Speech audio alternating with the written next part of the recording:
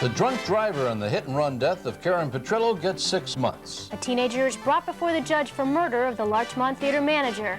Cement barriers get the final okay along I-95. Larchmont gets closer to buying a new fire truck. And some area residents talk about the Olympics. Those stories and more on this edition of Larchmont-Mamaroneck Community News.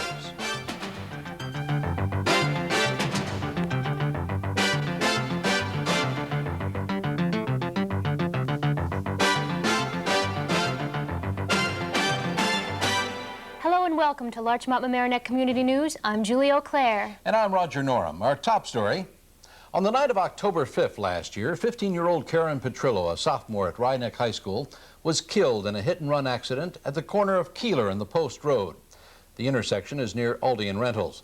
This past week, 27-year-old Gregory DeFalco of Mamaroneck was sentenced to 6 months in prison on a manslaughter charge stemming from the drunken driving accident.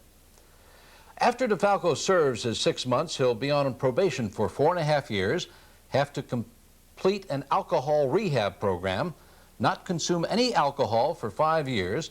His driver's license is suspended for 5 years.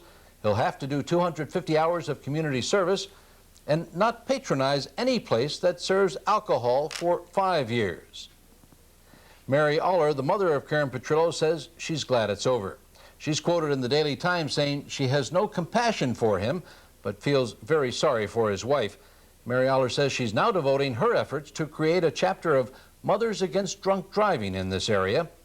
Before Gregory DeFalco was hauled off in handcuffs to begin serving his 6-month sentence in the Westchester County Penitentiary, he's quoted in the Daily Times saying, "I'm very sorry that I did what I did." Juli? 3 men were arrested in the East Basin vandalism case. Larchmont-Mamaroneck Community News reporter Cecile Bouchardeau has the story. Mamaroneck Village Police hope they have in custody the culprits responsible for the recent rash of vandalism at Harbor Island's East Basin. 3 suspects have been arrested and charged with stealing more than $1,000 worth of equipment from a boat owned by a Bleecker Avenue resident.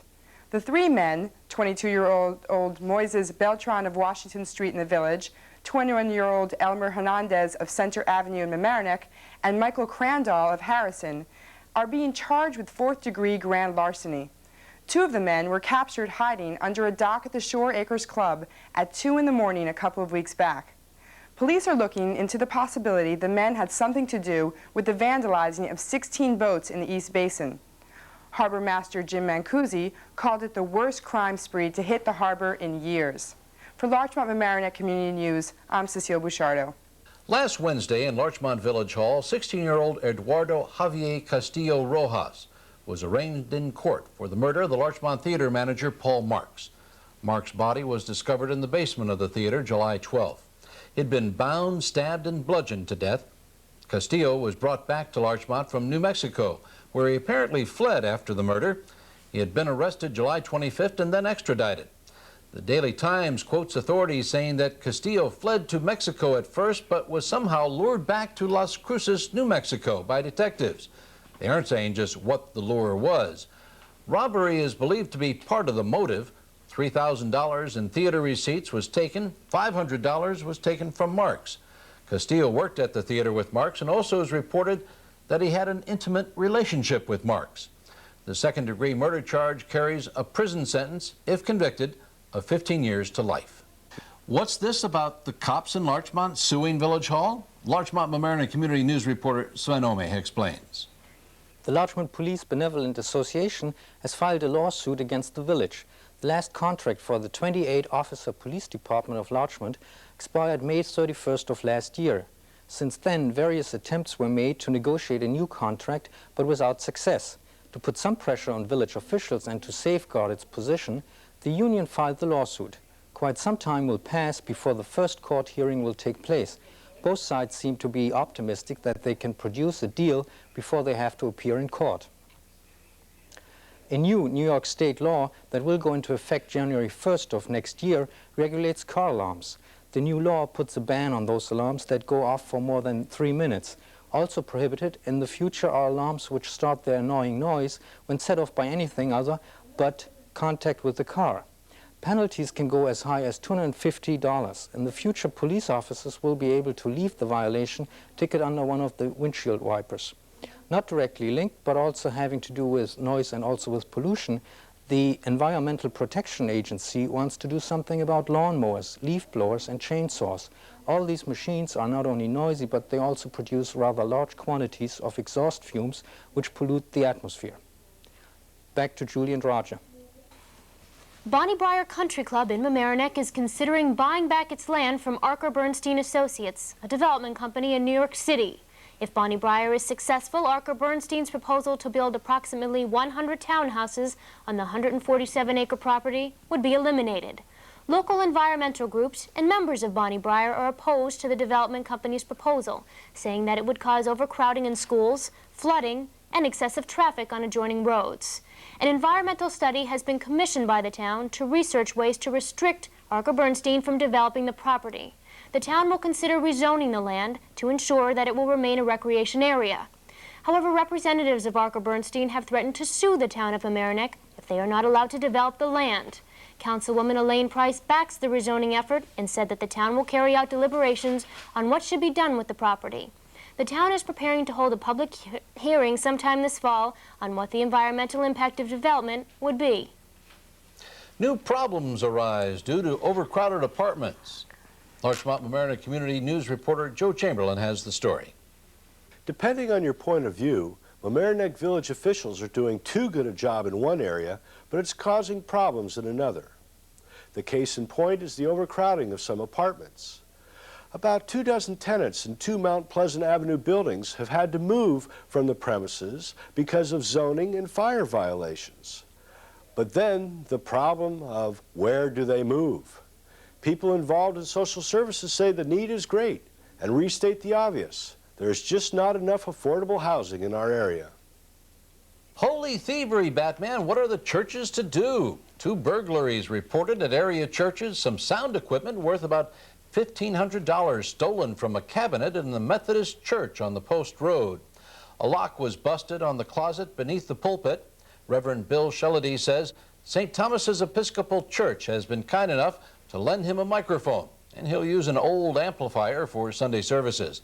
Another burglary was reported at the Union Baptist Church in New Rochelle. A couple of weeks ago, there was a rash of 5 purse snatching from Roman Catholic churches in Rye, Harrison, Mamaroneck, and Larchmont. The items were taken from the church pews while the parishioners went up to the altar for communion. There have been no arrests in any of the thefts. Julie? Larchmont Mamaroneck Community News reporter Sven Oehme spoke with John Hawk, manager of Westchester Joint Waterworks, about his plan to get the lead out.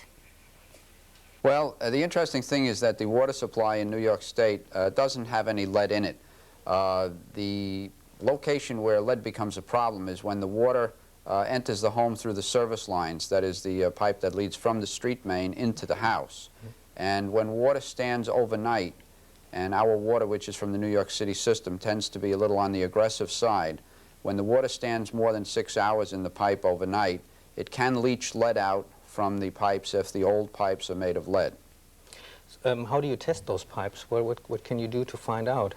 Well, along with over 60,000 other utilities in the United States, we are embarking on a testing program starting July 1st of this year, and we will be testing approximately 60 homes to see if the lead content meets the EPA regulations or not.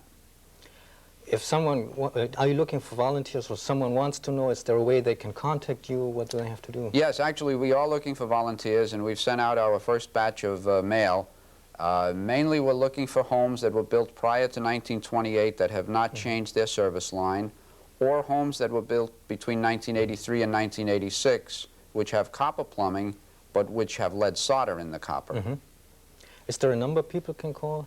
Yes, they can call the waterworks at the number 698-3500 and ask for the lead desk. Just ask for the lead desk. Yes. Very good. Just very quickly, another question. I guess there is some concern also about the price that we have to pay for our water. Rates, I think, went up this year. Are they going to go up again? Well, our rates went up in all of our communities last year in 1991 with a second phase increase in 1992. Those rates are in effect, and people will probably experience them in their next bill.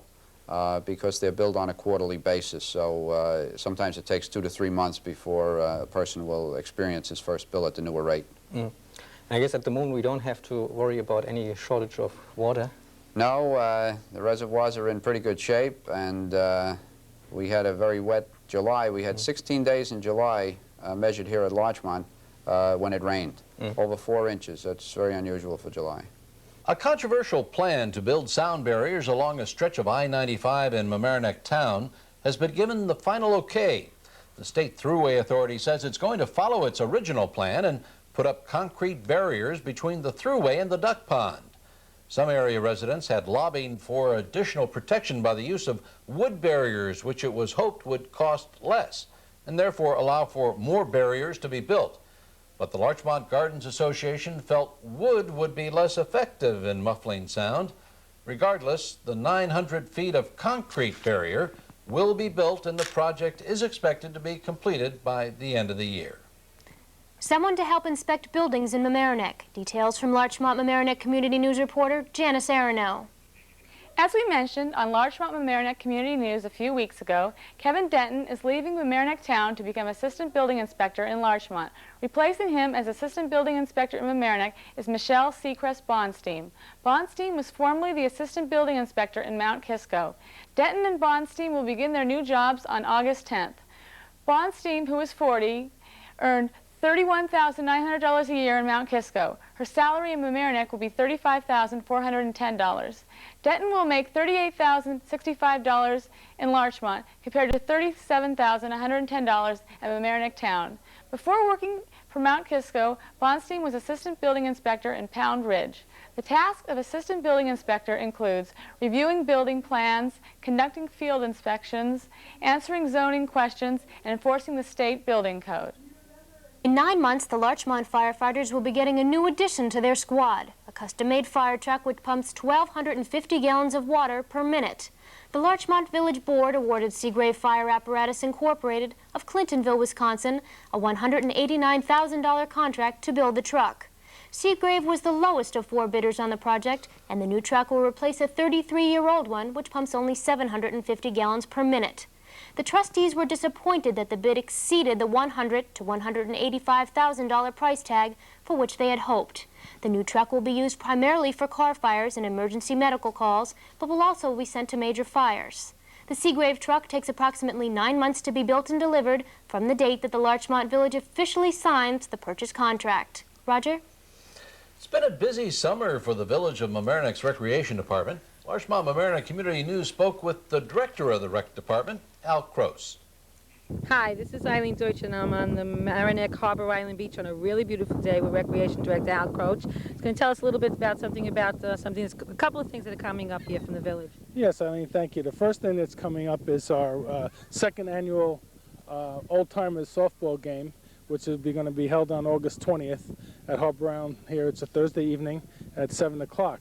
And that's a prelude to the return of the King in His Court, a four-member professional softball team who will come down and play against a group of players from our softball league. And how much is it going to cost to come and see Advance ticket sales are $3, and at the gate the evening of the game there'll be $4 for an adult and $3 for children 14 years of age and under. And where can they get the ticket sales? Tickets are now available for purchase at the Recreation Office at Harbor Island Park and at Printware on 157 Mamaroneck Avenue.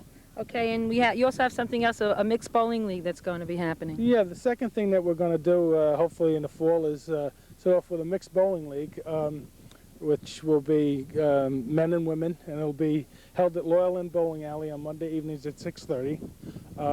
We'd like the people, if they're interested in the bowling league, to register at the Recreation Department, either by phone or come in there. The number is 381-2231. And some more information will be given. There will be a entry fee to get into the league, and at that time, when they want further information, we'll be able to give it to them from the rec office. Okay, so everybody who's watching this, if you want to have some really good fun and you want to get involved, go to the Mamaroneck Village Recreation Department. The number once again is 381-2231. Call and they'll give you all the information. You'll have fun. The Hommocks Pool remains closed and will be for the rest of the summer at least, and who knows for how long after. An update on the Hommocks Pool from Larchmont Mamaroneck Community News reporter Joe Chamberlin. Fortunately, this summer has been a cool one, but the up to 4,000 people who might have used the currently problem-riddled Hummock's pool on a daily basis have been inconvenienced nonetheless. It is unknown how long the pool will be closed, but this week an update by school officials on repairs is expected. In the meantime, some alternative swim sites are Oakland Beach in Rye, Stephen E. Johnston Beach in Mamaroneck Village, Playland Park Pool in Rye, Glen Island Beach in New Rochelle, and Saxon Woods Pool in White Plains. So go ahead, find a cool place and jump in. The Senior Center in Larchmont is hosting an art show this week. Larchmont-Mamaroneck Community News reporter Joyce Sutherland has details. The Senior Center in Larchmont is hosting its third Art and Artists series. An interesting segment will be a videotape presented by Sue Gould of the Westchester County Office for the Aging Film Council, followed by a discussion on the works of the 20th century artist Henri Matisse. The program is free of charge and takes place in the Village Room of the Senior Center at 119 Larchmont Avenue. For further information, call the center at 834-8840. Those who had planned to pick up their dry cleaning at Flamingo Cleaners in Larchmont last week had to find something else to wear. The county sheriff received a court order July 29th to close the doors at 139 Chatsworth Avenue. Frustrated clients were not able to retrieve their clothes until the following Thursday when the business reopened for a sheriff's sale. The owners, Young Lee Park and Souza Park, filed for bankruptcy 7 months ago. They owe the former owners Paul and Ellen Zilberfein $230,281. The Zilberfeins, who had owned the store for decades, will retake ownership but eventually plan to sell it again. However, they will never recover all of the money that the Parks owe them.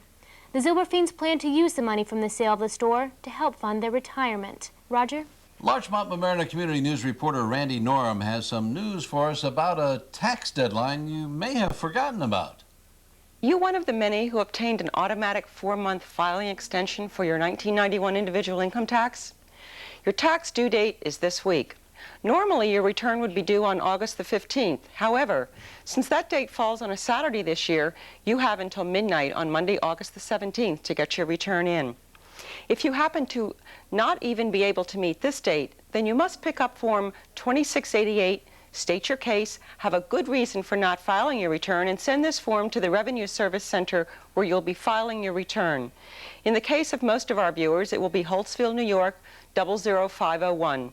For Larchmont-Mamaroneck Community News, I'm Randy Norum.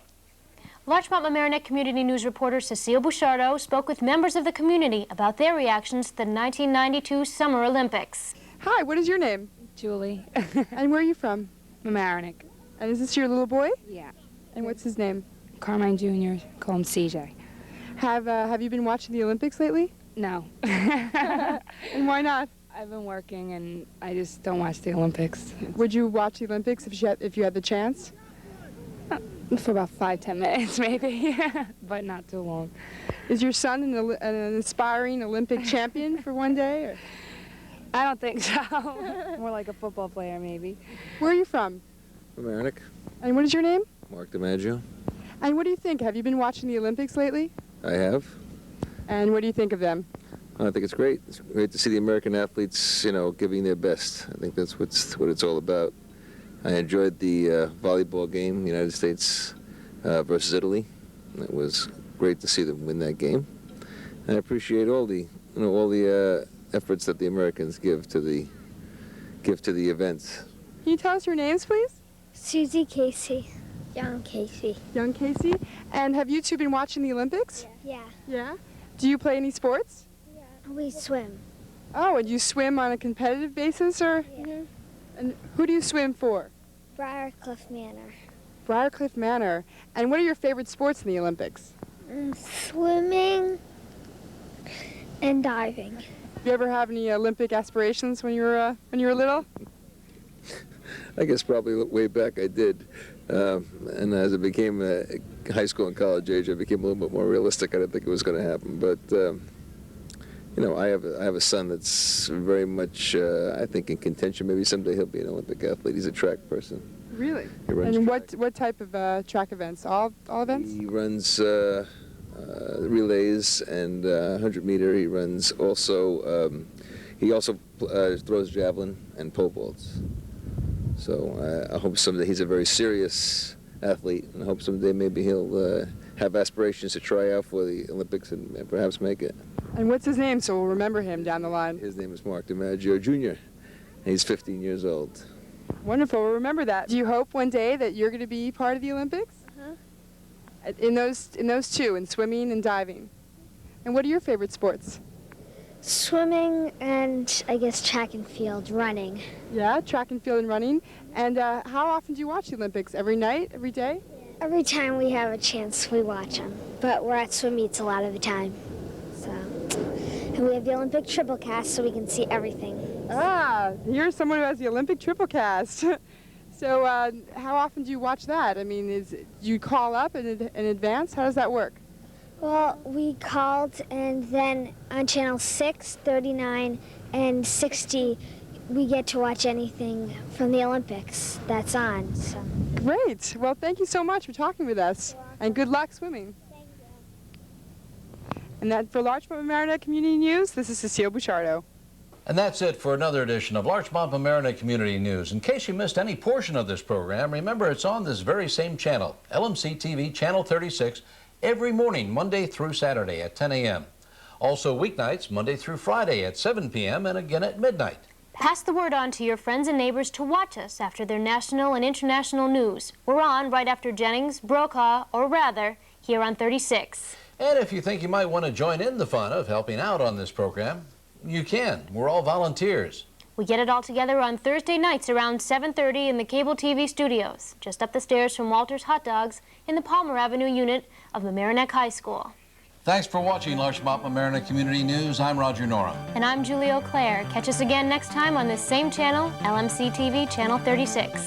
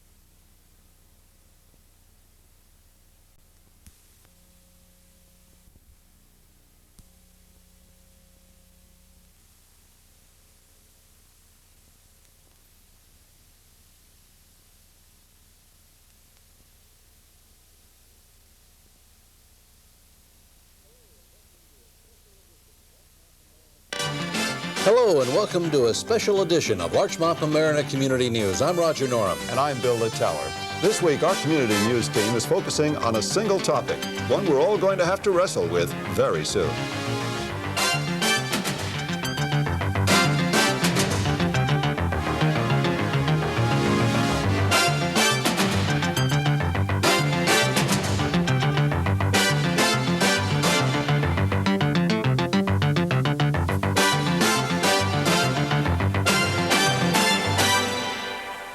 Come September of this year, a major and mandatory recycling effort will start in our area.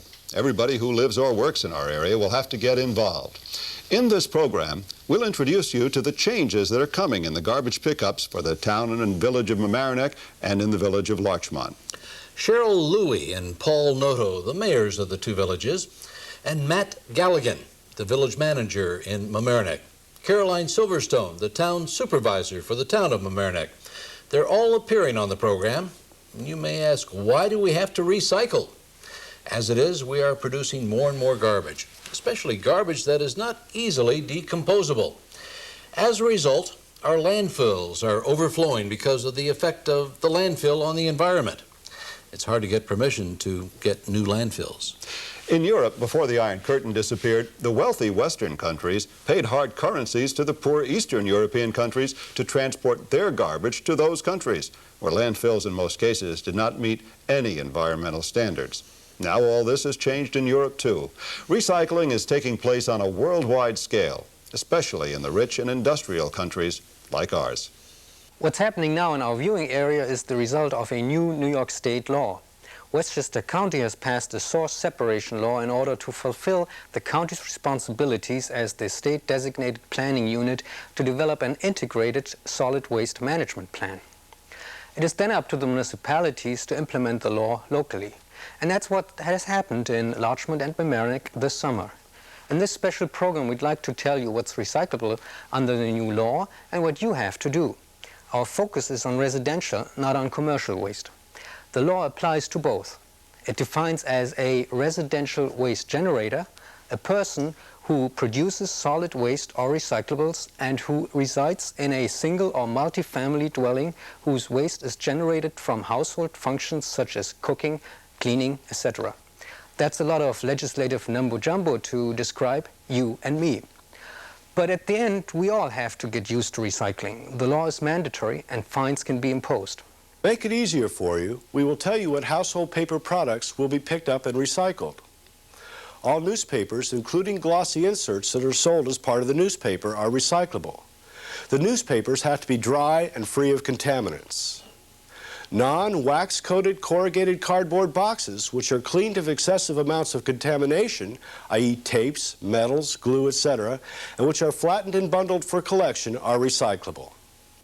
And now plastics. Of all the plastics that are used every day, only some containers may be recycled.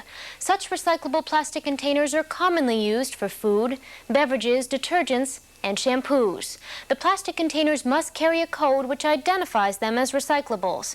Only containers with the code 1 or 2, which you will find on their bottom, are currently recyclable. The code symbols look like this. PET stands for polyethylene terephthalate. HDPE stands for high-density polyethylene. All containers should be rinsed well and caps should be removed, as they are not recyclable. However, labels need not be removed. Only containers that were used for non-hazardous materials may be recycled. All food containers made of tin, aluminum, and other metals are recyclable and again must be rinsed clean, and labels need not be removed. Now let's look at recyclable containers. These glass, plastics, or metal containers can be commingled for pickup. They don't have to be separated. Food and beverage glass jars, bottles, and containers made of green, brown, or clear glass are recyclable. They have to be rinsed, clean, and any caps should be removed. Labels do not have to be removed. But it's important to take notice that only food and beverage glass containers are recyclable. The state passed its law, which takes effect on September 1st. The county passed its law, but it's really up to the towns and municipalities, the villages, to pass their own ordinances to put this new recycling law into effect. And oddly, each little jurisdiction has created a slightly different version of its recycling bill. So let's start, first of all, discussing how this is going to work in the town of Mamaroneck. And joining us is Town Supervisor Caroline Silverstone. So exactly how is this going to work in the town of Mamaroneck? Okay, now the town, the unincorporated area, and the village of Larchmont work together with a joint sanitation commission. So in fact, the law will be the same in both the village of Larchmont and the town. That may be the exception in the county, but we too will have the same rules. We will start actually with recycling on September 16th with the new system. starting then rather than September 1st, because we felt we didn't want to start with a holiday, Labor Day coming, what, on the 6th or something of September. Holidays always cause a shift in the system. On that date, people will put out their recyclables, metals, small metals, plastics, and glass, all in one plastic bag, which will be issued to each resident. They will put it out at the curb by 7 o'clock in the morning. They will also put out their newspapers. The newspapers may no longer be tied with string, nor may they be put in a plastic bag. They must be put out either in a paper grocery bag or in a cardboard box. And those will be picked up by the sanitation department and sent over to the county facility for sorting. Now, let me just backtrack a little bit. First of all, newspapers. Many people put newspapers out in a can or container of some kind, which are then dumped into the truck. Will that continue to be done? We are asking people not to put containers out. There's been a lot of concern about having garbage containers left out at the street line, and it kind of makes the town and village look unsightly. So we are going to ask people not to put them out in a container. We hope to have nothing left on the curb. Once the truck goes by? Once the truck goes by. Okay, so now we can't tie the newspapers. Right. We should put them out either in a car, in a box. Mm-hmm. Does this mean a different box each week? Yes, because the box will disappear. The box is Or you can put it out with a rock on top of it, or you can put it in a paper grocery bag. Okay.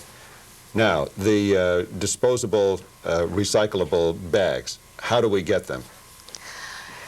In the month of August, or before, at least before, well before recycling begins, each resident will receive a card which gives them very specific rules, do's and don'ts on recycling. They will also receive a box of bags sufficient to last them at least 6 months, maybe 6 months, maybe a year. We haven't quite decided. And those will be provided to you. They will be blue bags, and they are to be used only for the recyclable materials. And these are going to be sent in the mail? Or no, they will be hand-delivered by the sanitation men to each resident. They're going to knock on each door and hand you a... They will probably hang it on your door or put it inside your screen or something of that nature. I should mention that in the midst of all this, we've had a new regulation on any item like a refrigerator or an air conditioner which contains a refrigerant. Mm-hmm. It is now necessary to remove that refrigerant so that it doesn't escape and ruin the ozone layer of our atmosphere. So you have to have an expert come in and remove that refrigerant, and then there will be a certificate attached to it saying that this has been done. Otherwise, the town cannot pick it up, neither can the village. So at this moment in time, as we speak, we are no longer picking up air conditioners or refrigerators because there's been no system set up for removing the refrigerant? Yeah. Now, this brings up a philosophical question. Yes. and I've raised this, and I can't imagine that almost everyone else hasn't noticed this at some time. We make these grand laws, yes, and they have wonderful ideas behind them. Sure. But sometimes they're not very practical. For example, when you ban the gardeners from going to the town dump and dropping their leaves and stuff, what do they do with them? When you say we're not going to pick up refrigerators and tires and air conditioners and so forth, what is practically speaking going to happen to those items? It is certainly a problem. We're prohibited by state law from picking these up unless this has happened. What we're suggesting to people is that when they buy a new refrigerator or a new air conditioner, they insist that the supplier take back the old one, because the supplier will have a system for taking care of them properly. And there probably is going to be a system of independent contractors who will provide the same service. It's just going to take us a while to get that put in place. Cheryl Louie is the mayor of the village of Larchmont, and she came equipped with a great many props to demonstrate just how this law is going to take effect. Now, this is a prototype of our blue bag, which will be going out to the curb on Wednesdays. The ones that the residents will actually receive will have recycling only written on them, because these blue bags are to be used only for recycling, not for your regular garbage. Do they have a little Village of Larchmont or Town of Mamaroneck logo on them? We haven't come up with the final wording yet. We will. They will be clearly designatable. And then into that bag you would put your plastics that are going to the curb, along with your glass, your metal, and everything else. All the recyclable material goes to the curb on Wednesdays? Yes, absolutely. Whether it's heavy metals for the special pickup, not including refrigerators and air conditioners, whether it's newspapers in brown bags or corrugated boxes, or whether it is blue plastic bags with recyclable plastics, metals, and glass bottles. All contained in the same blue, blue bag. Correct. Okay. Now, I just finished shooting some pictures, and I've got some dead batteries. What do I do with those? The dead batteries are going to have to be treated in a special way, and each resident is going to get an information card and further information, and that will designate where the batteries go. At this time, they are not going to the recycling center. So the alternative would be to throw them in the garbage, I presume. I would recommend, since they are so bad for the atmosphere, that residents hold on to them. They're not very bulky. They're relatively small. I've brought some along with me here. And that they hold on to them. There are different locations that are accepting the batteries. And I don't want to give out the wrong answer today, so that we will send it to people. But they are definitely worth showing to our viewers and holding on to them, because they will be collected in a special way so that the mercury does not escape and be burned at our Peekskill plant. Right. Okay. Now, how about people who live in apartments? We really haven't dealt with anything that's different for them than for household residents. How do they dispose of their recyclable materials? Well, not everybody in a large apartment house takes their bags out to the street, I presume. No, they do not. Each homeowner, each building owner with 10 or more apartments will have to have dumpster-designated containers where these materials go. The apartment dwellers will recycle the exact same items that the homeowner is recycling. In very small units of under 10 apartments, they will, within their unit, designate an area and how they're going to do this. As with newspapers, we all get gung-ho about recycling, and it's a good idea. No, I don't think anybody is saying it's not a good idea to recycle. But the industry does not seem to be able to accommodate all the recyclables that are coming down the line. And we find that with newspapers, most places now have to pay to have newspapers recycled, which seems kind of silly. Isn't this going to happen with bottles and cans and plastics too? The goal is that once there are secure quantities of the materials that manufacturers can count on, that the markets will develop. That it's somewhat of a chicken and egg process, and once there are guaranteed amounts, that things will catch up. And it's just too soon to know. Okay, well, we'll be certainly interested in seeing how this progresses. It starts on September 16th with the first pickups. And I gather that in Larchmont, as in Mamaroneck, you'll be reviewing this monthly, periodically, to see how it's working. Yes, we will. We will entertain public comments once a month at our village board meetings, as well as be participants in the same public hearing later on in the year, probably in January, that the Joint Sanitation Commission will hold to hear how the public feels about the whole issue and to review it and to analyze the process that we've put in place to see if it's working, make the changes that we need to, and make the adjustments to fine-tune it. And just to kind of restate, there will be no changes in any of the regular collections. Garbage will still be picked up twice a week from behind the house. Correct. Recyclables we take out to the street, not in cans, but in the proper containers. Exactly. On Wednesday. Exactly. All right. Michelle, thank you very much for discussing this very complicated law with us. I'm standing in front of the Material Recovery Facility, also known as the MRF, which has not yet opened its doors to begin the recycling process. When the doors do open, the main function of the MRF will be to sort and process all the recyclable items that we set out at our curbside. Recycling has been impossible for many communities in this county due to a lack of municipally controlled sites to store all of the recyclables. This venture will ease the pressure on the Charles Point Resource Recovery Facility in Peekskill by reducing the amount of waste delivered there. It is anticipated that the MRF will also create stability in the local recycling industry by bringing a steady flow of recyclables to the market. Once the recyclables are delivered to the MRF, they will be processed and sold at current market prices, with the revenue being used to offset operating costs. The MRF is still under construction, but Michael Ritchie, the assistant to the county executive for solid waste management, is not concerned and says that the MRF will be in operation as of September 1st. The municipalities will be able to process all that the law requires. The newspaper recycling process and a portion of the commingled recycling process will be operational. The design capacity of the plant will be 350 tons per day, but Ritchie says that this volume is not expected for approximately 2 years. Machines will process the bulk of the material. The recyclables are dumped on the tipping floor, where they are pushed onto conveyor belts. Magnets pick up all ferrous products, while an air classifier lifts the plastics off of the glass. The green and brown glass is separated from the rest by hand, and all glass is later crushed. Workers also separated the corrugated cardboard, brown bags, and gray paper from the newspaper. The MRF, which is located at the Thruway transfer station in Yonkers, will have cost approximately $15.9 million when it has been built. The facilities will partially be opened in September, but the ribbon-cutting ceremony is not scheduled until October 1st. For Larchmont Mamaroneck Community News, I'm Juli Auclair. We're going to discuss the village of Mamaroneck. If they're responsible for picking up your garbage, you're going to have to start doing something different now. And with us right now is the Matt Galligan, who is the village manager of Mamaroneck, and Mayor Paul Noto.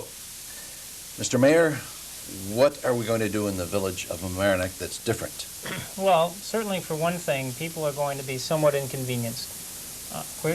It's a good thing that we're going into recycling. We are under a state mandate effective September 1st that every community in the state of New York must have collection of recyclables. So what we're going to do now, starting September 1st, is eliminate the second day of garbage collection, meaning your coffee grinds, household garbage, and we're going to utilize those second days for curbside pickup of recyclables. So everybody will be required to separate their garbage, separate it by recyclable, and then place it at the curb for pickup during the week. Many of us have been taken to the recycling center will now be picked up at curbside. So we're going to be actually closing the recycling center, which was voluntary recycling.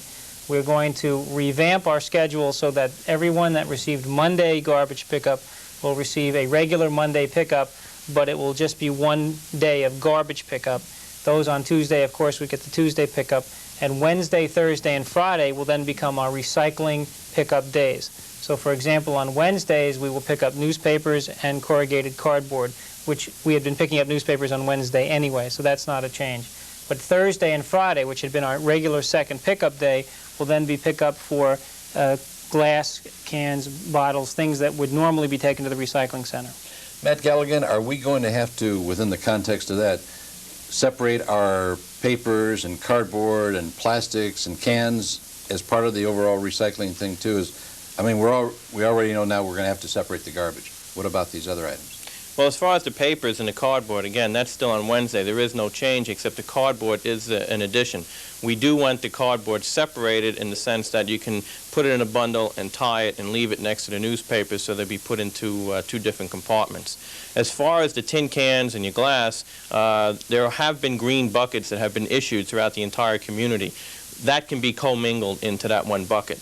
Therefore, the commingling is not a problem. Apparently, the new county MRF will be able to handle the commingle of recyclable materials. And do we just put them in our own little plastic bags in the kitchen and then bring them out to the curb, or? Yes, I think one of the inconveniences is that we're moving from backyard garbage collection to curbside, and I think people have to understand we're not doing it to make their lives less convenient. We're doing it to save time and money. We lose, let's assume we picked up from 4,000 households or 3,000, whatever, and each of the sanitation crews would spend 60 seconds going from the front of the house to the back to get the garbage, bring it out to the front, and dump it. If you multiply that, that's a lot of time that is spent making life a little more convenient for us. So by putting it at the curbside, each crew will be able to move much faster, pick up more garbage, and then return for what we used to call the special pickup or bulky waste the couches, the chairs, the things that we can still put out now and get picked up on the second day will still be picked up, but it will be picked up on the first day. So each crew will make 2 runs through your route, which means they can accomplish 2 runs in the same time they accomplished 1. So people may think it's only a few seconds to go from the front to the back, but when you multiply that times the entire region, it's very expensive and very time-consuming. So instead of hiring more personnel and buying more trucks, which we don't want to do, we want to use the existing manpower and equipment and accomplish the same goal, while at the same time cleaning up the environment. Sure. Does this mean that down the road the garbage pickup means, ultimately we're going to be bringing our garbage to the curb as well? On September 1st you are, not down the road. This is part of the plan. Starting September 1st, you, I, all the everybody, recyclables and garbage goes to curb. Right. In the containers, not taken out of the containers. You put them in clear plastic bags, and they are placed in the plastic containers at the curb. I think one problem we have to address is that we will instruct our sanitation crews to clean up. I think the raccoon problem is one that's been well documented, and I know people have said to me, what happens when the raccoons get into my garbage and it's going to be all over the street? Now, many times I think the sanitation crews do clean up around your backyard when it's done. We're going to have to make arrangements to make sure that if the raccoons get into the garbage at night, when you put it out the night before, that the sanitation crews will clean it up and still dispose of it. That is a legitimate concern. So I should not leave my garbage in a plastic bag in the garbage can out at the curb? Well, you can. They will take it out of the can and then they will see it. The reason for the clear plastic is so they can see that you're not throwing away anything that is recyclable. That's the law. In other words, it's not the village that's promoting this. Where am I going to pick up these plastic bags? Do I have to buy these, or is the village supplying Eventually them? you're going to have to buy them. We're looking into I'm looking right in now to supplying them. We've put out a few quotes to a couple of vendors that do supply what we call a 32-gallon clear plastic double gauge bag, which would help. It's a little bit stronger than your normal, and the bag itself is also a recyclable bag. We want to, stress that. And hopefully we're going to be able to attain them and have our garbage trucks in one of the routes distribute them at all the houses as they're doing their routes and supply the initial. And then let's see if the supermarkets and the other businesses in town will then start supplying those off the shelf. Okay, that takes care of most residents. What about apartment dwellers, condos, co-ops? Same. The law applies to everyone. We're going to be working with them because they don't have the storage space that most homeowners do to save the garbage or whatever. So we are working with each multifamily dwelling to see if they can they may have to lose a parking space or two, but create something or build something so there's storage for the garbage and the recyclables. But they are under the law like everybody else. But I think it's going to take a little longer to get a system in place for them that'll make it simple for them as well. Now, some people have told me that you have to start looking at codes now on bottles and cans. I'm not advertising Coke necessarily, but if I consider this part, it's not the garbage, I'm not going to take this to the store anymore and get my nickel back, or am I? You can if you want. Well, you can. What we're hoping. But if I throw it out, I have to throw it out. I have to throw it out with the can. It goes in the white plastic bag with cans. Well, what we're hoping the residents to do is to take those bottles back to the store, because even right now it's quite questionable at the MRF whether they're going to accept these type of bottles. The plastics that they're looking at is basically plastics that are your milk containers and your Clorox bottles, things like that. If you look at the bottom of those bottles, you will find what they call either an HDPE, and when it has a number, it's either number 1 or number 2 with a little recycling logo. Those bottles are recyclable. It's not the barcode. So it's not the barcode, no. It's what's on the bottom of the bottle, or the... Right. I would suggest... Right here says please recycle. So I would suggest that these bottles be taken back to the stores and get your nickel return, because it will help us in the overall recycling program and lessen our kind of load that goes into the facility. Okay, I guess the next question is, what if I just find it very difficult to adjust to this and I don't do it? Are you going to send the police after me? What's going to... Well, bad break. We will enforce the law, obviously. There will be a period of time, first of all, when we're going to send a notice out, a little pamphlet to every resident so that all the rules are explained. We identify what's recyclable, what isn't. We want to make sure everybody understands the new rules. And I think it's also important that we're doing this for the good of the community and for the good of the region.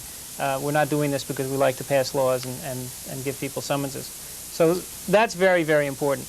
It will be something of an inconvenience. Yes, we could technically issue a summons if someone didn't comply, but that's heavy-handed. That would be a long-term prospect if we found that people were not complying. We would anticipate that 99% of the community will comply willingly because it's for their benefit. There will always be people that will object and that may cause some problems, but in the long run, we will let you know where you're not complying. We can put stickers on the bag saying maybe you just didn't understand. I mean, I think there's going to be a fairly lengthy period of time when it's just going to take time to get acclimated, and once that happens, I think it'll fall into place.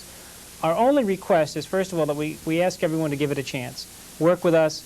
We're flexible. If there's some things about the schedule that are inconvenient, let us know. We may be able to change them, and this isn't cast in stone in terms of the routine. Secondly, many people were expressing concern about the loss of the second garbage pickup, saying, oh my God, it will be 1 week. For example, I get picked up every Tuesday and Friday, so I will lose from that Friday pickup. So from Tuesday to Tuesday, I will have to hold my household garbage. We have found that the second garbage day, our tonnage is considerably less. I mean, really, in my own household, I know that I put out much less garbage on Thursday night than I do on Monday night. So if you're recycling, things like those that some people did throw away, you won't be throwing away, so your household garbage should be substantially reduced. And we just want everyone to just give it a chance and see how it works out before we start getting hammered with a lot of complaints. Now, we'll still have the special pickups when you have, yes, you're getting rid of an old washer or dryer or icebox. Those pickups will be the exact same that's going on now. Usually heavy metals are picked up once a month on Wednesday, and you have a particular route. And we do that. We do the newspapers and the metals on Wednesday. So that's not going to change. So we'll still pick up the heavy metals. On Monday and Tuesday, the crews will first go out and pick up the garbage and then run to get that dumped at the Mount Vernon station. Then they will come back and pick up your couches, your mattresses, and that type of what they call heavy-duty rubbish. And again, we're still following the same rules that we shouldn't have more than equal to three 32-gallon drums of heavy rubbish. You know, if you're putting out 5, 6, 10, or 20 couches, there was just no way for us to get that all at once. But if you spread it out over each week and put a little bit out at a time, we will be able to pick that out without having to go to a private car. Well, it's obvious that this new recycling law is going to mean a big change in the way we've been disposing of our garbage. But sometimes change is necessary, and this is one of those times. We've all heard that expression, NIMBY, not in my backyard. Well, this is our backyard, our community, and we need to take care of it. Burning can spew pollutants into the air we breathe. Dumping can put toxins into our groundwater, and eventually it could leach into Long Island Sound.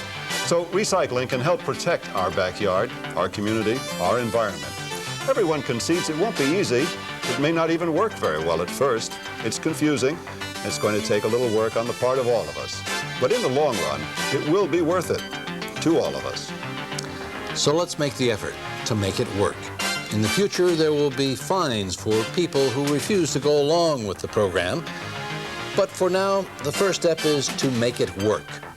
Correct the problems that are bound to crop up, and take pride in this community effort. Remember, if you missed part of this program, you can catch it again Monday through Saturday at 10 a.m. and weekday evenings at 7 and midnight. Or call LMC-TV and request to see it. I'm Bill Littauer. And I'm Roger Norum. Thanks for watching.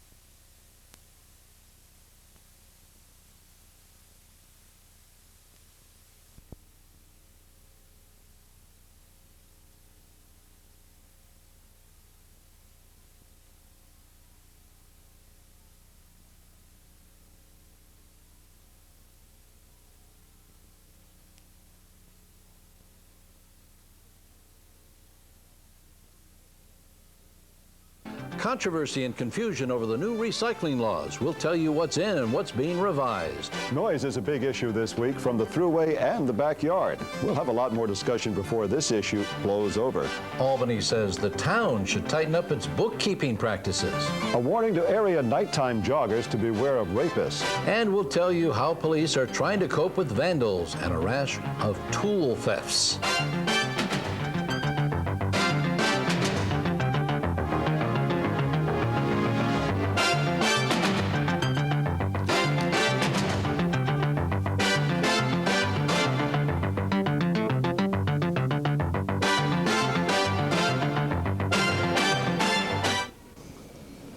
Hello and welcome to another edition of Larchmont Mamaroneck Community News. I'm Roger Norum. And I'm Bill Littauer. Our top story this week, the new state recycling law. If you watched our program last week, you know that not only will mandatory recycling begin September 16th in the town of Mamaroneck and the village of Larchmont, but there are some other new laws. One of them concerns old refrigerators and air conditioners. You can no longer simply lug them out to the curb and call for a special pickup. Because of new environmental laws, the town of Mamaroneck can no longer pick them up unless the refrigerant containing chlorofluorocarbons has been removed and you have a certificate to that effect. Of course, you should get the dealer to take back your old appliance when you buy a new one, but if you just want to get rid of an old unit, you have to deal with it yourself. Claudia Eng, the town environmental coordinator, says Con Ed will pick up functional air conditioners and refrigerators free. Otherwise, you have to call in a specialist in the removal of refrigerants, and they charge $40 to $80 to extract the CFCs at your home. Town Councilman Paul Ryan warns us against trying to release the refrigerant ourselves. All the fluorocarbons must be removed, and they must be removed professionally. But can't I just do this myself? No, you can't take a screwdriver or a chisel and a hammer or whatever. It has to be done by someone licensed to do so, and a sticker has to be put on the appliance at curbside, or we can't pick it up. Is it a danger if I do try to do it myself? I would think it would be dangerous. The gas is in there under pressure, and whenever you release that in an improper fashion, you're running a risk. Okay, now how about the rest of the recycling program for the town of Mamaroneck? Are we on course? It's still going to start September 16th? We are on course for September 16th. I haven't gotten my blue bags yet. Should I expect them any day? You won't get blue bags. You'll get clear plastic bags. And we're in the process of educating people and making up literature and dealing with holiday schedules and how we'll handle those. But so far, there are no glitches. I'm sure there will be, but we're doing the best we can, and we expect. Well, I mean, I think there's no glitches because we haven't had to deal with it yet. We haven't received anything in the mail as yet explaining how to do it. We haven't received the bags yet. The sanitation men are supposed to deliver. Are they in the mail? But they haven't changed the law on us in midstream, and you know the county is liable to do that. We're hoping not, and we're hoping that things will be all ready to roll. Okay. Now, how about the noise resolution? Is there one in the works? Are we going to have a new ordinance limiting hours of operation of power mowers and leaf blowers and the sort, or the decibel level that they can achieve? Well, we've scheduled a public hearing for late September, early October to discuss this publicly. And the new laws will state that basically no power tools can be used within certain hours if the noise extends off the property. In other words, your neighbor can't be affected by it. And it's from 8 p.m. to 8 a.m. Monday through Friday, and hours of operation would be 9 to 6 on Saturday and 9 to 5 on Sunday. And of course, with all construction equipment, they have to get a special permit anyway. So their hours of operation are curtailed. Are you ready to change your lifestyle? You'll have to in the coming weeks. Recycling's here, and it's already had some growing pains in our area. The village of Mamaroneck had to back off its original plan of having everyone bring their garbage to the curb and settle for one garbage pickup day a week. That didn't sit right with a lot of residents. And so the plan's been changed, and instead of having already started as mandated by the state, the village of Mamaroneck recycling plan will go into effect October 5th, just under a month away. Larchmont Mamaroneck Community News got the up-to-date from Village Hall. What is happening? On October 5th, what we're looking at now is to do our recyclables on a monthly basis. Right now we pick up newspapers once a week on Wednesdays, every Wednesday. Right. So now what we're looking to do is on the first Wednesday and third Wednesday of the month is to pick up newspapers and corrugated board, and then on the second Wednesday and fourth Wednesday of the month pick up all the other recyclable materials. So basically you're going to eliminate 2 weeks of newspaper pickup and substitute that for the new recycling things that we have to... Exactly. And we'll continue with our twice-a-week garbage collection as scheduled currently. All right. Now, are people going to have to bring their recyclables out to the curb? Yes. We're asking that the recyclables be picked up curbside. It would help us a great deal in order to get them picked up and off the street quickly as possible.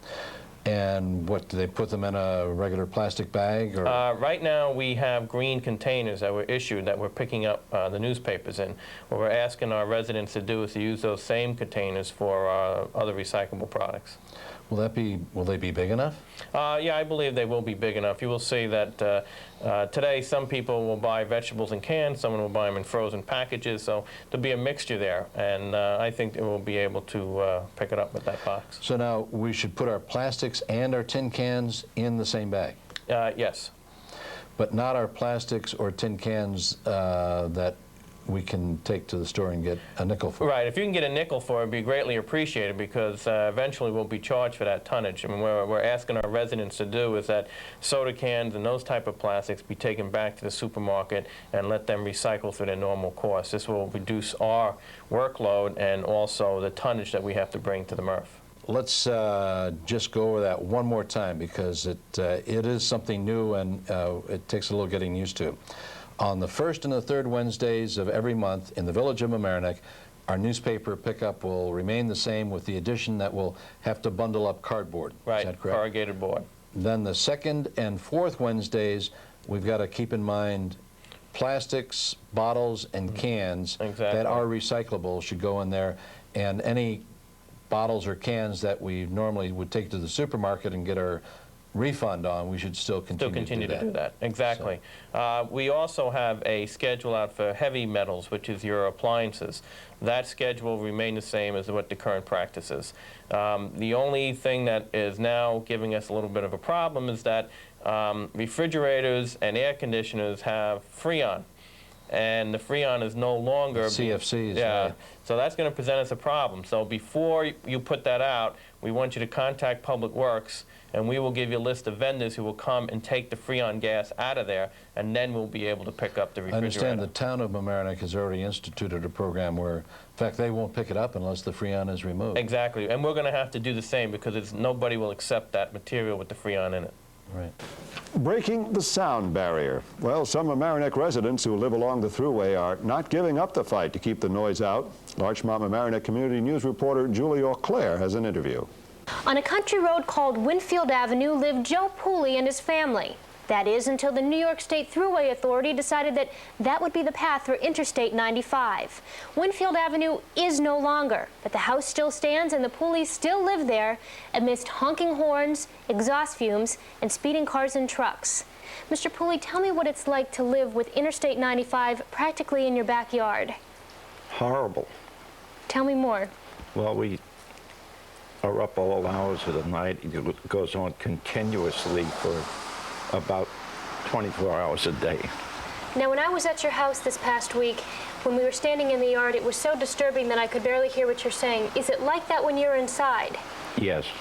It is like that. You're disturbed while sleeping and... Yeah, in the summertime we have to leave the windows open and you can't hear the television. Now, I understand that Mayor Paul Noto and George Latterman from the County Board of Legislators was at your house this past week. Were they able to help you at all? Yes. First of all, I'd like to say I don't vote anymore, but seeing that Mayor Noto came to the house and Mr. Latimer came to the house, I will vote again. You will? They have restored my faith. Well, that's good to hear. Now, were they able to help you at all with the barriers? They are going to write letters, and they gave me one suggestion that we put up our own 20-foot stockade fence. Is that feasible for you to do? Not really. It's very expensive. I'm trying to get some of my neighbors to go in with us so we we'll put it up as a neighborhood project. Right. Now, I understand that when they blasted the mountainous rock that's across the thruway from you, there was extensive damage to your property. What happened? Well, they broke windows. They cracked a big crack in the foundation, a big crack in our dining room, and numerous other little things. For how many years have you been trying to have this barrier put up? 20.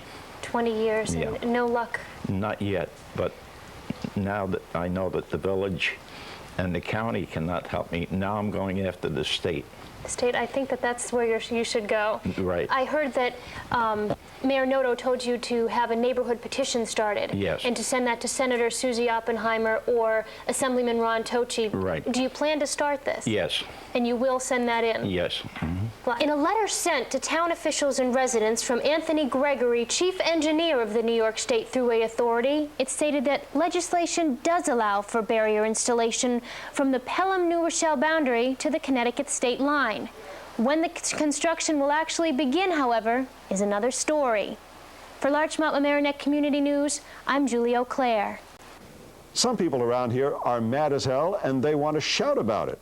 The problem is no one may be able to hear them, and that's what they're mad about. Not the thruway this time.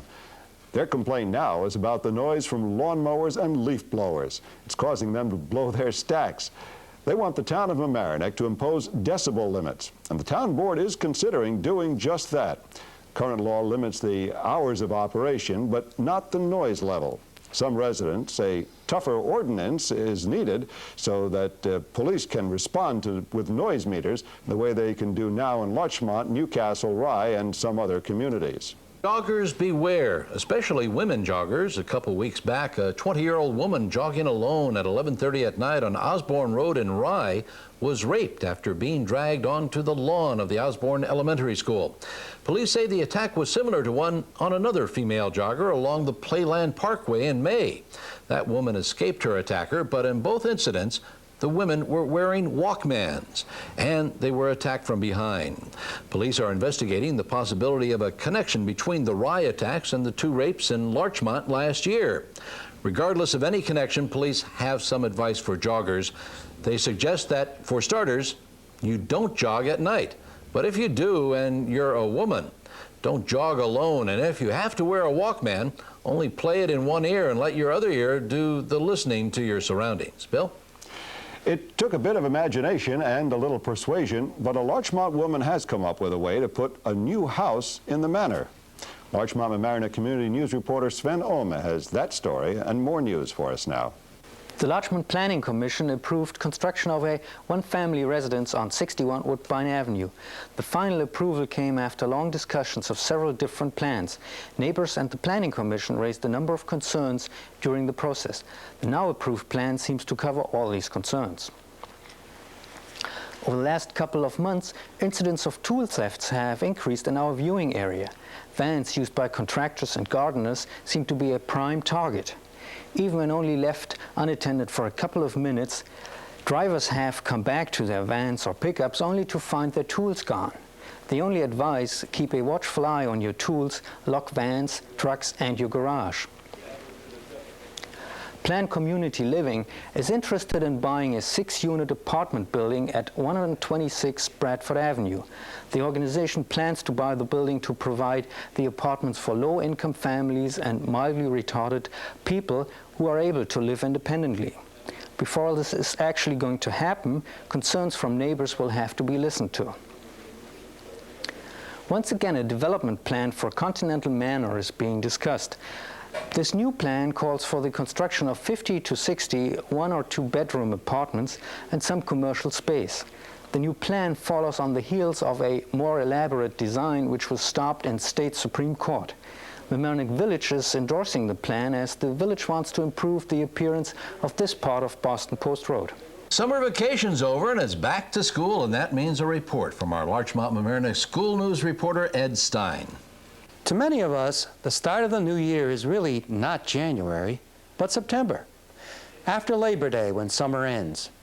The time for new hopes, new resolutions as children and families get ready for a new school year. And especially for the Rye Neck School District, a lot has taken place that's new over the summer. A new principal for the middle school.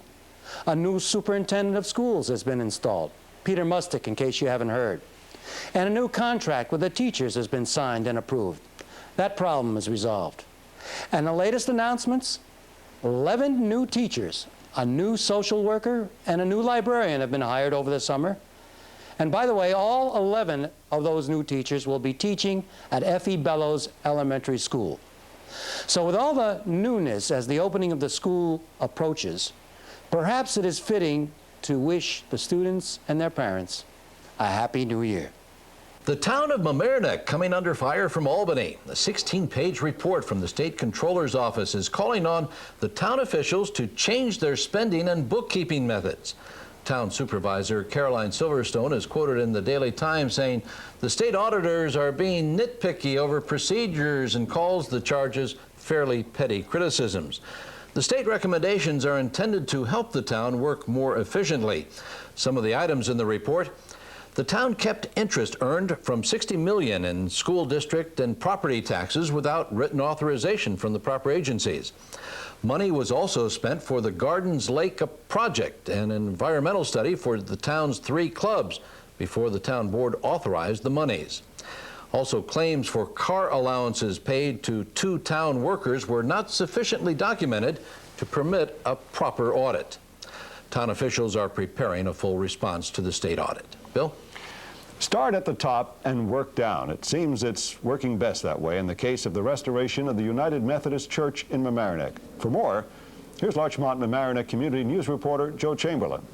Steeplejacks have begun stripping, painting, and re-roofing the steeple of the Mamaroneck United Methodist Church in the last few days.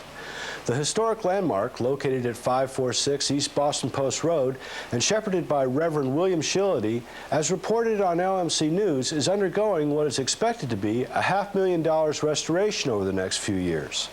Hoping to draw from both private and public sources, the work is intended to recapture the church's mid-19th century look, including its original Gothic Revival color scheme of brownish maroon and light grays. It wasn't the Olympics, but for an area teenager, it just as well may have been. Cycling across the United States. Larchmont Mamaroneck Community News reporter Jamie Stein has the story. I'm sitting here with Larchmont resident Martin Land. Martin, who was 15 at the time, now 16, rode across the USA on his bicycle. So how many miles did you actually bike? And the whole trip was between 3,600 and 3,700 miles altogether. Now, what was your longest day trip? Well, the longest day was 124, I think it was. Where? In North Dakota.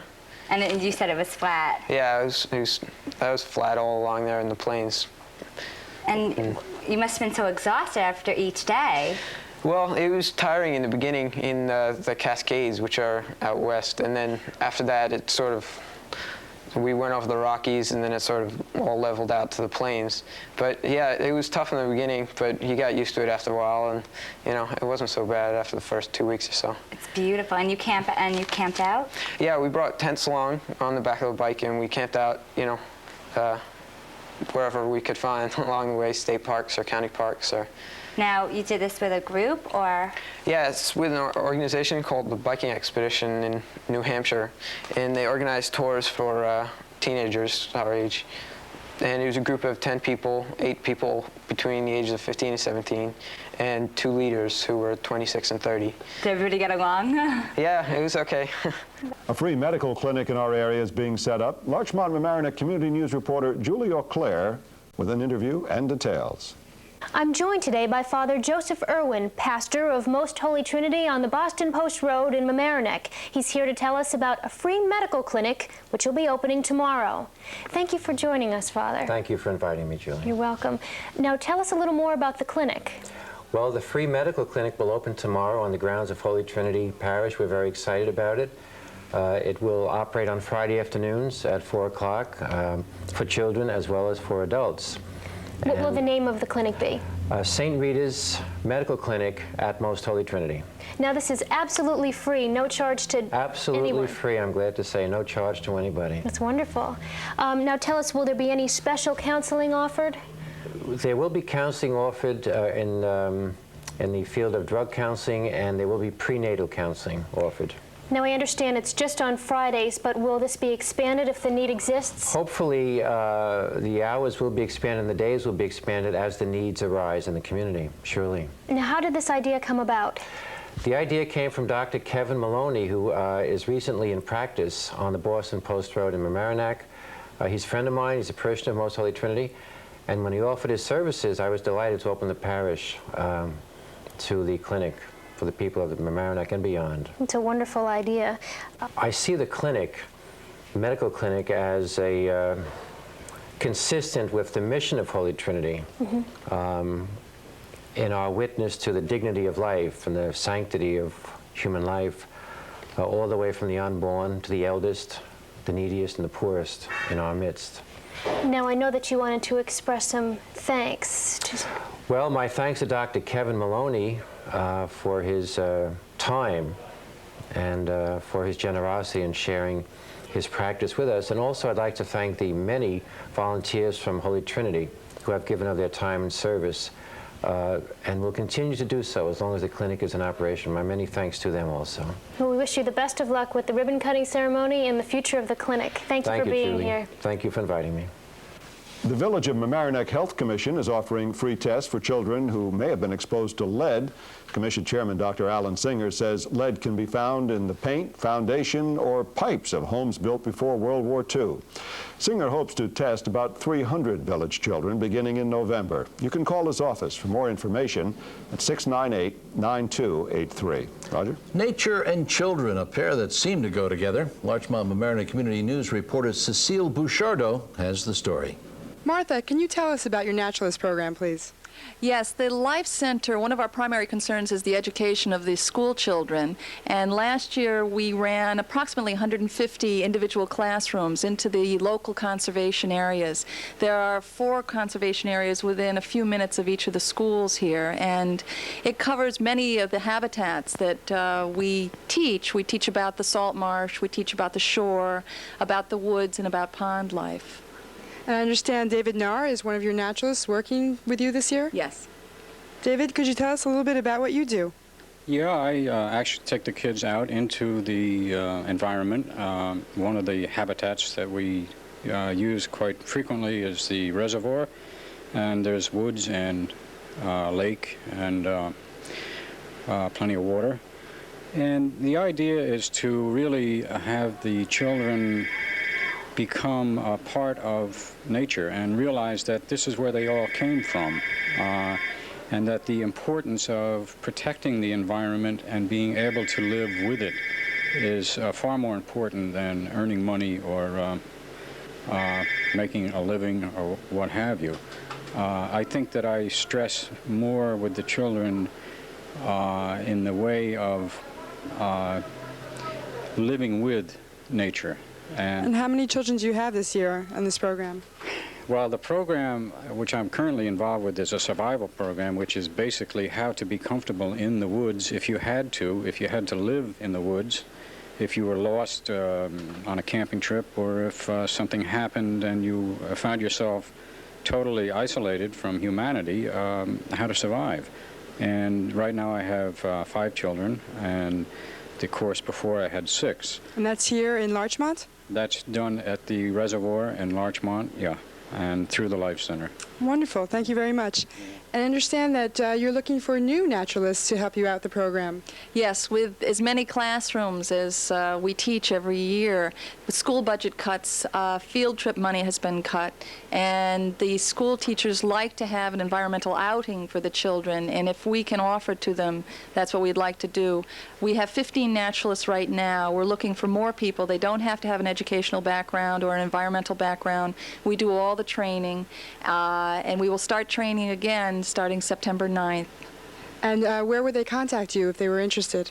They'd contact me right through the Life Center. The number's 834-1443. 834-1443.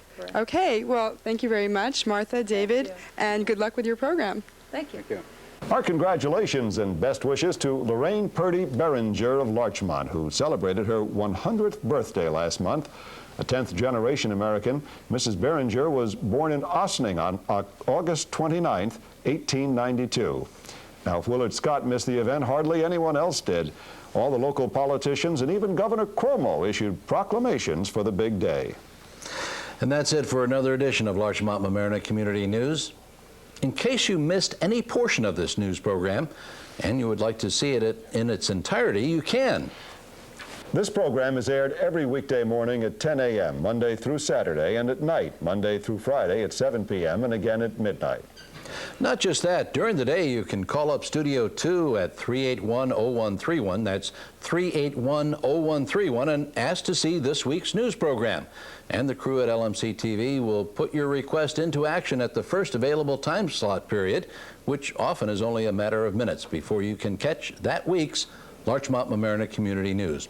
Remember, the number to call during the day is 381-0131, and request to see the news show.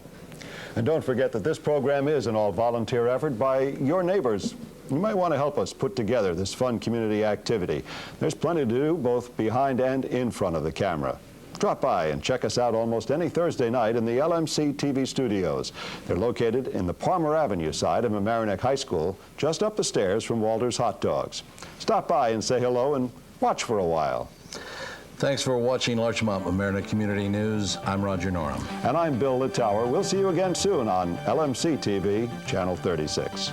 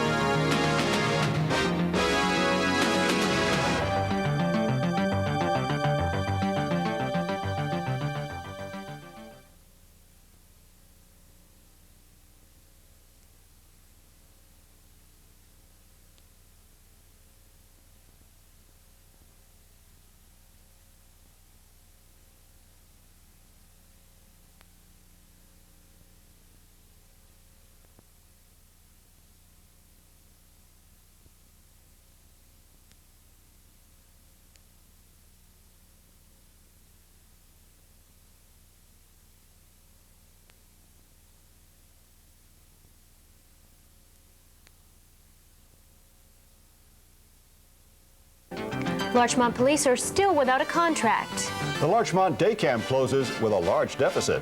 Too much nitrogen still being dumped into Long Island Sound. The school year has started, but still no contract from Mamaroneck teachers.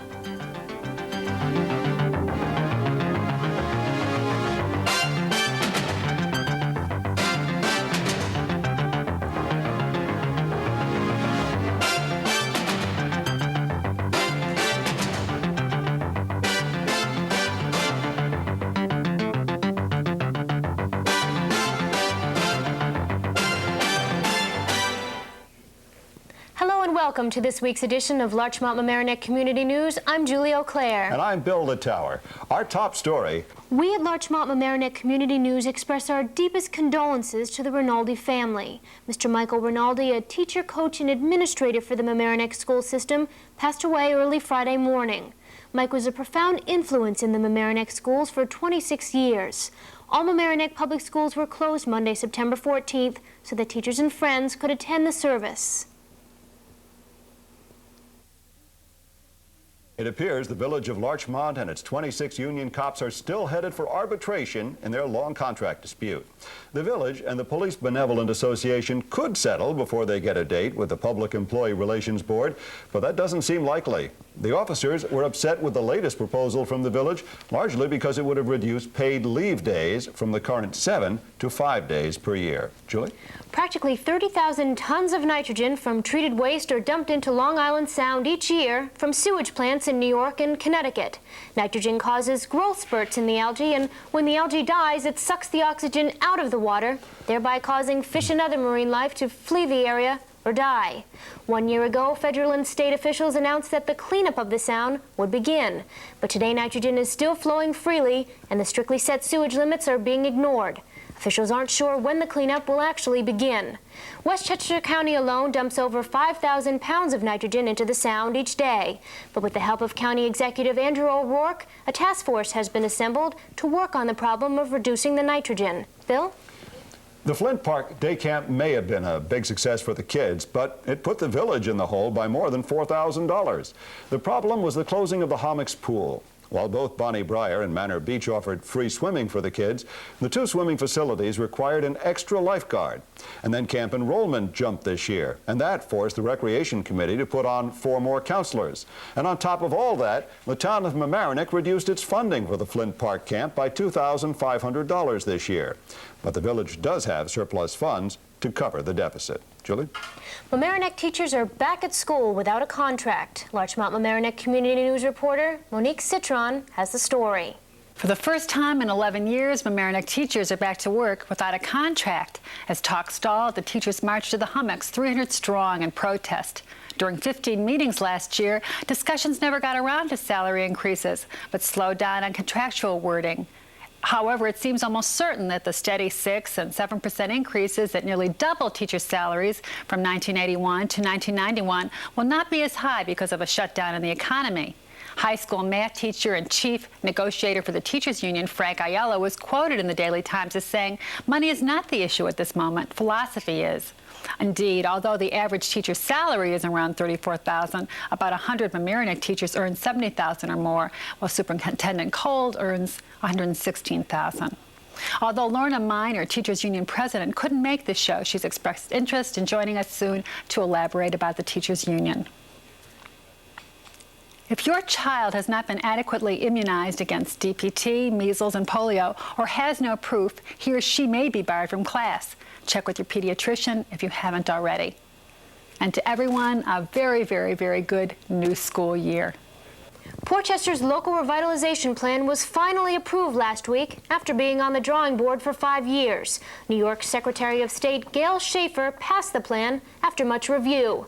The plan involves environmental and developmental issues along Portchester's 2 miles of waterfront.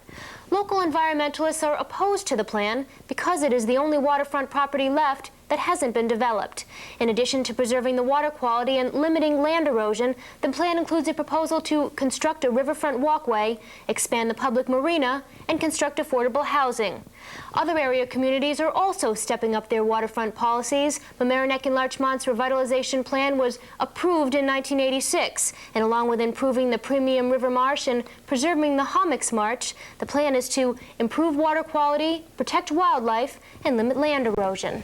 Bill? A Mamaroneck couple has had dinner with Bill Clinton. Larchmont Mamaroneck Community News reporter Susie Gallagher has details. Democratic presidential candidate Bill Clinton had dinner last week at the home of a Mamaroneck couple. Residents Jerry and Ruth Cecile hosted the governor, where couples paid up to $10,000 to dine with the candidate. Local campaign coordinator Orrin Teicher says the private fundraiser is not part of the Westchester Clinton campaign. The Ceciles' neighbors were at first unaware of Clinton's arrival, but seemed excited to see him pass by. And we welcome Susie Gallagher as the newest member of the Larchmont Mamaroneck Community News team. A 34-year-old Alden Road man is the town of Mamaroneck's worst scofflaw, according to town police. They say Robert McCormick has piled up 60 tickets and fines of $5,310 since 1989. He was charged with parking on town streets illegally between the hours of 3 o'clock and 6 o'clock in the morning. Police finally cracked down on McCormick, arresting him in his 1991 Acura on the Boston Post Road. And that led to another charge, driving a car while his license was suspended. A former village trustee speaks out about late-night parties. Larchmont Mamaroneck Community News reporter Ed Stein has the story. Former village trustee Rosemarie Lindeen has said enough. Enough of the beer bashes, enough of the boozing that goes on late at night near the football field of Rhinebeck High School. She wants Rhinebeck officials to do something about it, like build a fence around that area so that the young drinkers can't even get in, especially through the woods, which are the most difficult areas to patrol. She feels strongly about it, worried that any day now there might be another unfortunate tragedy caused by drunkenness, like the Karen Petrello tragedy last October. But there is a big problem before a fence solution can even seriously be considered, because as new Rhinebeck Superintendent Peter Mustick pointed out, the area is not our property, meaning Rhinebeck's, and he's right. That area is on the Rye Town side, not Rhinebeck's. And yet, in all probability, most of the carousing there is done by Rhinebeck youths. Drinking there is by no means a new problem, but an old one resurfacing. But it's one that must be faced head-on. That's if Rosemarie Lindeen has anything to say about it. And Bob Reynolds, Mamaroneck Town Youth Officer, agrees. He says that only with the combined cooperation of the police, school officials, and parents can the late-night boozing have a chance of ever being curtailed. If you've been thinking about speeding in Mamaroneck Harbor or not renewing your expired boat registration, well, you'd better think again. You may just find yourself being pulled over by Harbor Master Jim Mancusi. Mancusi patrols the 9 miles of waterway in and around the harbor and enforces state and local navigation laws. But his job doesn't end there. He also maintains piles of paperwork, is in charge of the waiting list for dock space, and must be a volunteer firefighter in order to drive the fireboat. Mancusi took on more work this year when the assistant harbor master was laid off due to budget cuts. Mancusi has been the harbor master for 10 years and is paid $48,000 a year to keep matters in and around the harbor under control. And with the thousands of people enjoying the harbor on the weekends, this is no easy feat. A lawyer who represented 2 Mamaroneck real estate firms has pleaded guilty to 3 counts of mail fraud in connection with a Yonkers condominium project and 2 Brooklyn co-op apartment conversions. 36-year-old R. Emmett Delaney of New Canaan, Connecticut also pleaded guilty to tax evasion and tampering with witnesses. Delaney was representing JRD Management and the Wiener Companies when he mailed false statements and affidavits to the State Attorney General's office. Julie? It was a busy Labor Day weekend for Mamaroneck firefighters. Larchmont Mamaroneck Community News reporter Sven Oehme has the story and details. The Labor Day weekend was an especially busy one for the volunteer fire department of Mamaroneck Village. Before the end of the weekend, firefighters were called to 3 fires: a 3-family house at 124 Pelham Street, the China Lion restaurant on Boston Post Road, and Mamaroneck Station Liquors at 137 Halstead Avenue across from the train station. Luckily, no one was injured in these incidents. However, one of the firefighters suffered heat exhaustion and another one injured his hand. All 3 fires caused some damage, but because of early calls to the fire department and because of the good work of the firemen, damage was limited. A couple of weeks ago, we told you about a proposed local law which would have prevented anyone in Larchmont from idling their cars. The village board has now decided to not impose the law, but be reminded that there is a state law in effect which states that diesel-powered vehicles may not be left idling for more than 5 minutes. The village board has asked local police to enforce this law within the village limits. Though the proposed law was not passed, the village board nevertheless appeals to car drivers to refrain from idling their engines as much as possible because of dangerous exhaust fumes which pollute the atmosphere. A huge bank loan may be taken out in November, which will combine 8 of Larchmont's outstanding capital expenditure loans. Larchmont owes over $500,000 for projects and equipment and plans to borrow more to finance a new fire truck. It is likely that all of the bank notes will be combined for a large bond sale, which will give the village of Larchmont approximately 20 years to pay off the loan. The village may actually be able to secure a rate as low as 4%. And now just a reminder that the Emlyn Theater Street Fair will be held next Sunday, September 20th. The fair will be held in the streets around the Emlyn Theater after noon. And we'll have live coverage right here on LMC-TV. And that's it for another edition of Larchmont Mamaroneck Community News. In case you missed any portion of this program, you can watch it again any weekday, Monday through Saturday at 10 a.m. and weeknights, Monday through Friday at 7 p.m. and midnight. Also, all of us who work on this program are volunteers, and you may want to join us in this fun community activity. Drop by on a Thursday night in the LMC-TV studios in the Palmer Avenue side of Mamaroneck High School. We're just up the stairs from Walter's Hot Dogs, and we get things going around 7:30. So thanks for watching Larchmont Mamaroneck Community News. I'm Bill Littauer. And I'm Juli Auclair. We'll see you again next time.